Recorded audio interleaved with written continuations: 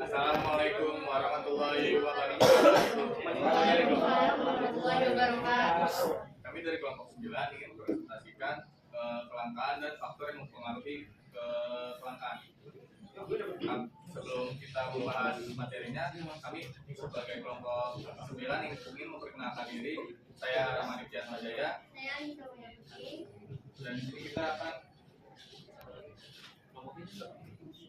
membaca pengertian kelangkaan. Secara umum, kelangkaan adalah kondisi di mana manusia akan dihadapkan pada sumber daya ekonomi yang tidak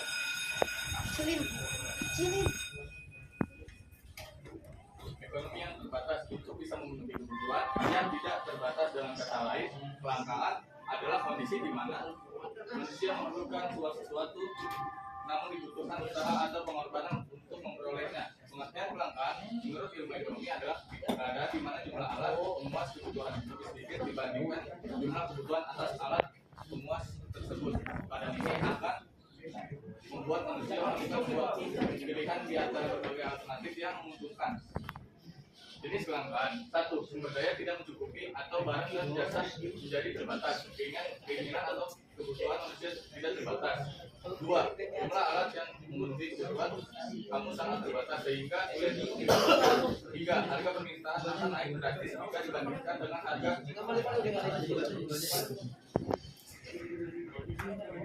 biasa karena jumlah terbatas dan permintaan barang yang tinggi. 4. Pelanggan atau konsumen harus berkorban untuk harus bisa mendapatkan barang atau jasa, bahkan memperhatikan kebutuhan orang lain untuk memenuhi kebutuhan yang lebih penting.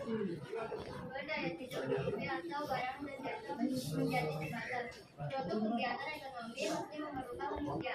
Manusia tidak hanya berperan sebagai sumber daya atau kebutuhan, namun juga sebagai pemberitaan hasil kegiatan ekonomi tersebut atau biasa disebut konsumen. Contoh kelangkaan sumber daya manusia adalah terjadi kekurangan tenaga kerja pada sebuah perusahaan atau sebuah industri. Kekurangan ini bisa terjadi dapat berupa kuantitas atau juga jumlah kerja, atau bisa berupa kurangnya kualitas kemampuan pikiran kepelatihan. Kelangkaan sumber daya alam. Seluruh kegiatan pada industri dan jasa tentunya memerlukan sumber daya alam yang digunakan. Sumber daya alam sendiri merupakan segala sesuatu yang ada di alam, termasuk sumber daya biotik atau hewan dan tumbuhan, dan sumber daya abiotik, udara, air, tanah, iklim, dan bahan bertambah. Sumber daya ini nantinya akan dieksplorasi hingga akhirnya bisa digunakan oleh manusia. Namun, pemanfaatan sumber daya alam yang terus-menerus dan tidak melakukan pemanfaatan ulang akan menyebabkan sumber daya yang ada akan semakin sedikit, terutama sumber daya alam yang tidak terbarukan, dan hal ini akan menyebabkan panjang kelangkaan sumber daya alam nantinya. Contohnya adalah sumber daya alam tambang seperti minyak. Jika suatu pabrik besar membutuhkan minyak untuk bisa mengoperasikan mesin untuk pembuatan beton, namun minyak yang ada tidak dapat memenuhi kebutuhan pabrik besar tersebut, sehingga akhirnya pabrik besar tersebut harus membeli minyak dari luar negeri yang pastinya akan menimbulkan ongkos transportasi dan biaya yang lebih mahal. Kelangkaan sumber daya entrepreneurship.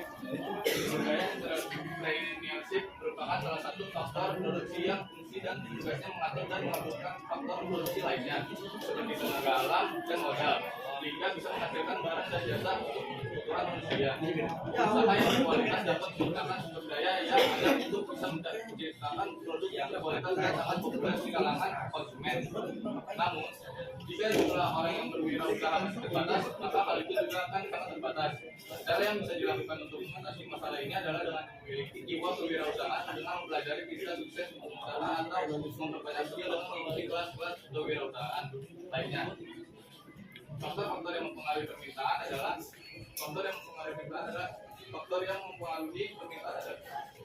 berbagai hal yang berdampak pada jumlah produk dan jasa yang harus dipenuhi untuk produsen untuk konsumen. Supaya dimaksudkan permintaan merujuk kepada daya beli seseorang terhadap barang. Konsumsi seseorang terhadap barang dalam jangka tertentu menunjukkan kuantitas atau jumlah barang yang besar. Faktor-faktor yang mempengaruhi permintaan. Tingkat pendapat per kapita semakin tinggi, tingkat pendapat seseorang semakin kuat pula daya beli mereka, sehingga permintaan terhadap suatu barang meningkat. Apabila pendapat berubah, maka maka sifat perubahan permintaan akan terjadi dan barang dapat dibedakan menjadi 4 kategori barang, yaitu barang inferior, barang yang diminta oleh masyarakat berpendapat rendah, barang esensial, barang yang dianggap sangat penting untuk kebutuhan kehidupan sehari-hari masyarakat, barang normal, kenaikan permintaan terhadap barang-barang akibat kenaikan pendapat, barang mewah, jenis barang tertentu yang dapat dibeli oleh seseorang dengan pendapatan tinggi.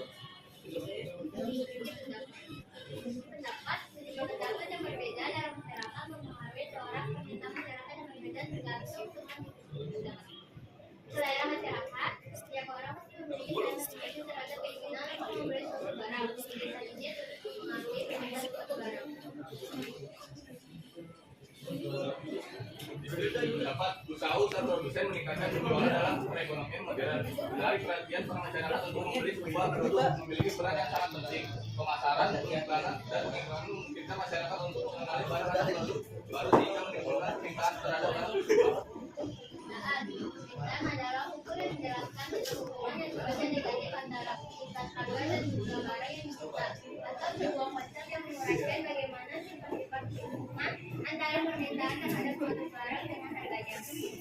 Fungsi permintaan adalah kajian matematis yang diterapkan untuk menganalisis perilaku konsumen dan harga. Di sini berupa persamaan yang menunjukkan hubungan antara jumlah barang yang diminta dan fakta. Terima kasih presentasi dari kelompok kami hari ini. Sebelum kita menutupnya, apakah ada yang ingin bertanya? Ada. Terima kasih atas perhatiannya. Kami dari kelompok 9. Wassalamualaikum warahmatullahi wabarakatuh.